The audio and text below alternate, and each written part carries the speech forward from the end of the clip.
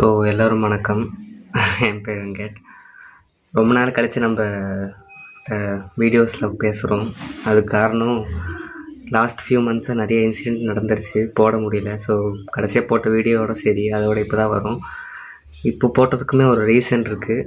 So அது எல்லாருக்குமே தெரிஞ்சிருக்கும். இப்போது ரேப்பிடோ பேனு, அதுக்கப்புறம் இந்த மாதிரி பைக் டாக்ஸி இல்லைன்னு சொல்லியிருந்தாங்க.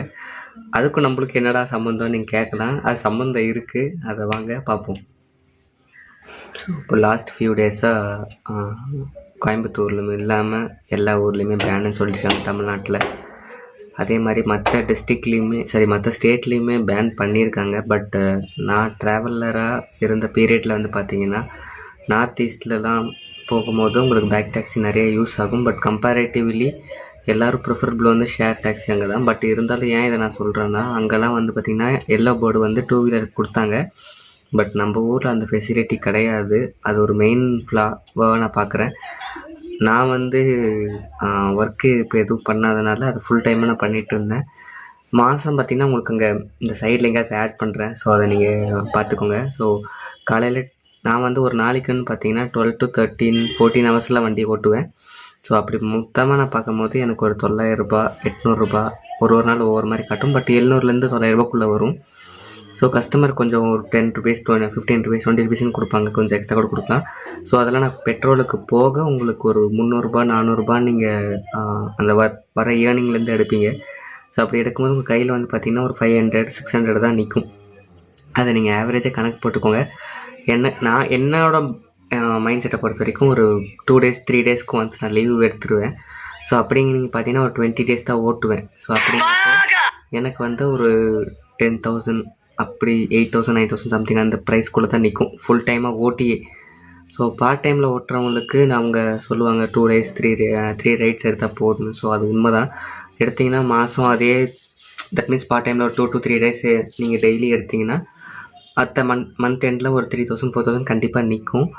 இது நானே பார்த்துருக்கேன். நான் ஃபுல் டைமாக ஓட்டினதுக்கு வந்து இது எனக்கு பிடிச்சிருந்தது, அதனால் இது பண்ணேன். ஸோ நிறைய ஆட்டோக்காரங்க சொல்லுவாங்க நாங்கள் வந்து அடிப்போம் ஓன் போர்டு இல்லைன்னு. நாங்கள் எதுவும் இல்லைன்னு நாங்கள் சொல்ல, அது இருந்தால் நல்லாயிருக்கும் தான் சொல்கிறோம். ஸோ இதனால் கார்ப்பரேட்ஸ் பண்ணுறதால நீங்கள் ஒர்க் பண்ணுற எங்களை சொல்லக்கூடாது. ஏன்னா எல்லாருமே வந்து பணக்காரங்க கிடையாது, வண்டி ஓட்டணுன்ட்டு வரவங்க.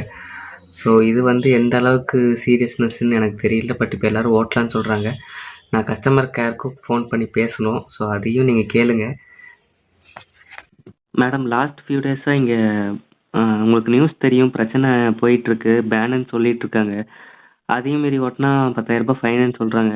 என்ன மேடம் இது ஓட்டலாமா இல்லையா? அது யாருமே போன தடவை நான் இந்த மாதிரி கால் சென்டர் கூப்பிடும்போது அவங்க வந்து நாங்கள் உங்களுக்கு இன்டிமேட் பண்ணுவோம், மெசேஜ் பண்ணுவோம்னு சொன்னோம். ஸோ அது மாதிரி எதுவுமே பண்ணல. ஸோ என்ன ரீசன் நான் கேட்குறது தான் மேடம் பண்ணியிருந்தேன். சார் அனைத்துவருக்காக மன்னிப்பு எடுக்கிறேன். கால் பண்ணிக்கிறது ரிஜிஸ்டர் மொபைல் நம்பர் தானா? இதே நம்பர் தான் மேடம். சார் இது வந்து 1 வீக்காக நடந்துட்டு இருக்கிறது பிரச்சனை. ஆனால் இப்போ வந்து அது நார்மல் ஆயிருக்கு. நார்மலாக இப்போ ரைடு ஓடிட்டு இருக்காங்க. சில ஆட்டோ டிரைவர்ஸ் வந்து இந்த மாதிரி பிரச்சனை பண்ணிட்டு இருக்காங்க. ஏதாவது நீங்கள் போகிற வழியில் ஆர்டர்ஸ் வந்து நீங்கள் எடுங்க. ஸோ ஆர்டர்ஸ் எடுத்ததுக்கப்புறம் உங்களுக்கு ஏதாவது பைக்கை ஏதாவது சீஸ் பண்ணுறாங்க போலீஸ்காரங்க அப்படின்னா அவங்க ஏதாவது ஃபைன் போடுவாங்க. ஃபைன் போடும்போது அவங்கக்கிட்ட ஒரு பில் வாங்கிக்குவோங்க sir, amount billing. So billing amount வாங்கிக்கிட்டிங்கன்னா ஸோ அந்த அமௌண்ட்டை வந்து நாங்கள் உங்களுக்கு ரீஃபண்ட் பண்ணி தருவோம். அதை பார்த்துட்டு ஓகேங்களா?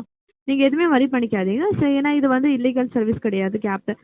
ரேப்பிடோ கேப்டன் சென்டர் வந்து இல்லீகல் சர்வீஸ் கிடையாது. ஸோ இதெல்லாமே லீகல் சர்வீஸ் தான். கோர்ட்லேருந்து அப்ரூவல் வாங்கி தான் இந்த சர்வீஸ் நடந்துட்டு இருக்காது. ஸோ வரி பண்ணிக்காதீங்க சார். ஸோ இந்த ஆடியோ கேட்டிருப்பீங்க எல்லாருக்கும்.